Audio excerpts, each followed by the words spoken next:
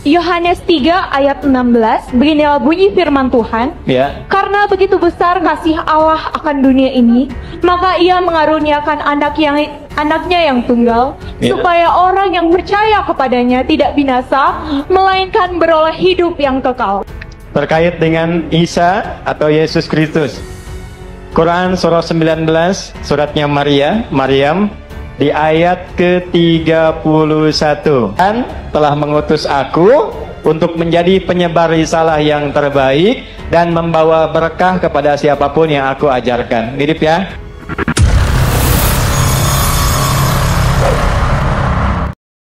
Assalamualaikum warahmatullahi wabarakatuh. Ada video Ustadz Adi Hidayat menyamakan atau bisa diartikan membenarkan saat ada orang Kristen, ketika ada seorang Kristen yang membaca Injil Yohanes pasal 3 ayat 16, dan Ustadz Adi Hidayat menjawab dengan surat Maryam ayat 31. Kenapa Ustadz Adi Hidayat melompat langsung ke 31? Harusnya Ustadz Adi Hidayat menjawabnya itu dengan ayat 30 dulu, Maryam ayat 30. Kenapa? Karena ayat ini adalah bantahan dari Yohanes 3 ayat 16. Mengatasnamakan toleransi tetapi menyamakan ayat Injil dengan ayat Al-Qur'an. Dan ayat ini sangat krusial ya, sangat krusial, dan ini tidak bisa dibuat main-main atau disama-samakan. Ini adalah berbunyi sebagai berikut. Karena begitu besar kasih Allah akan dunia ini sehingga Ia telah mengaruniakan anaknya yang tunggal, supaya setiap orang yang percaya kepadanya tidak binasa, melainkan beroleh hidup yang kekal. Ini diucapkan oleh seorang wanita Kristen. Surat Maryam ayat 30 yang berbunyi sebagai berikut. Berkatalah Isa, sesungguhnya aku ini hamba Allah.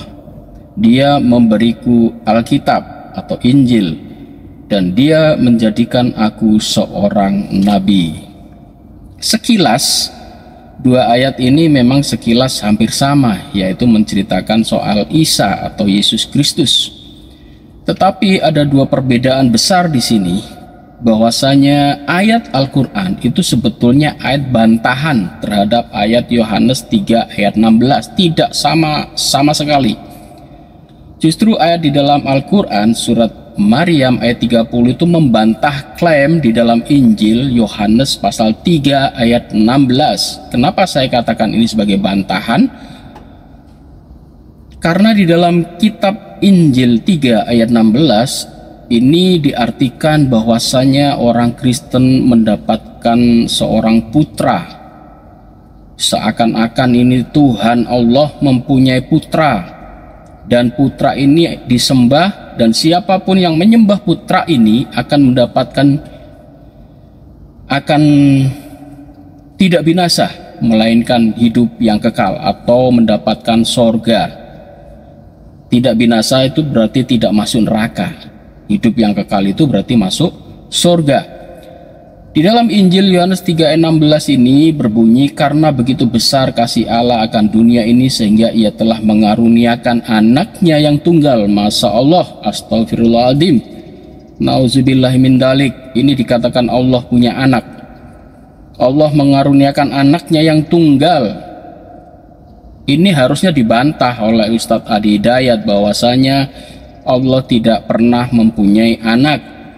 Apalagi yang menyembah anaknya akan memperoleh keselamatan surga dan tidak binasa. Karena di dalam ayatnya, supaya setiap orang yang percaya kepadanya, percaya pada siapa ini?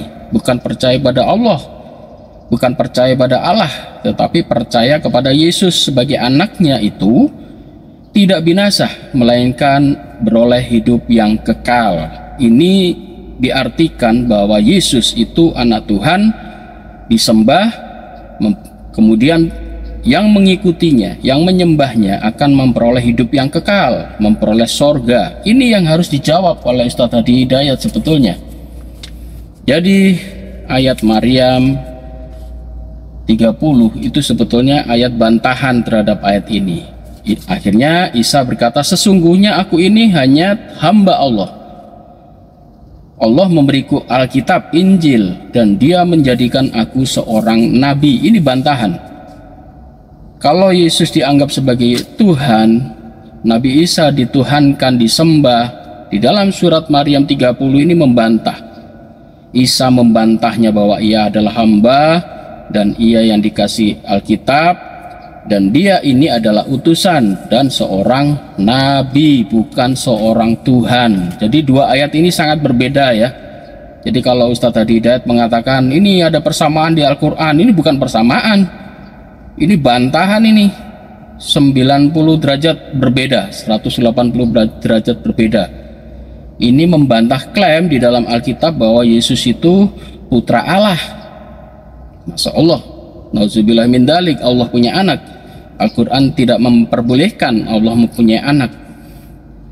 Ya, jadi Ustadz Hadi Hidayat mengatakan bahwa ini sebuah kesamaan, bukan kesamaan, ini sebuah bantahan. Ayat Maryam itu membantah Injil, di mana Injil di atas yang dibacakan oleh seorang wanita, akhirnya dikasih uang 1 juta itu oleh Ustadz Hadi Hidayat, dan mengatasnamakan inilah keberagaman. Saya ingin tegaskan dari Umri, kita ingin memberikan inspirasi toleransi beragama yang tinggi, bahwa perbedaan keyakinan itu tidak menghalangi kita untuk semangat belajar, membangun hubungan baik, dan bekerja sama untuk mensukseskan kampus kita demi negeri kita dan demi kesatuan negara Republik Indonesia yang kita cintai. Inilah persatuan dan lain-lain itu beda ya. Kalau soal hubungan persaudaraan, hubungan kemanusiaan, teologi itu beda. Soal hubungan kemasyarakatan itu beda dengan soal agama, tidak bisa dicampur adukan. Dan hanya karena di dalam Al-Quran ada menyebut Isa, Yesus, kemudian dikatakan oh itu sama ayat di dalam Yohanes 3:16 dengan surat Maryam, supaya video yang beredar tidak malah membuat Muslim menjadi bingung bahwasanya ada ayat Injil yang sama dengan Al-Quran. Padahal di situ adalah seruannya adalah Allah punya anak, anaknya disembah, dan yang menyembah dia memperoleh hidup yang kekal. Wah, konyol. Ya, semoga Anda paham.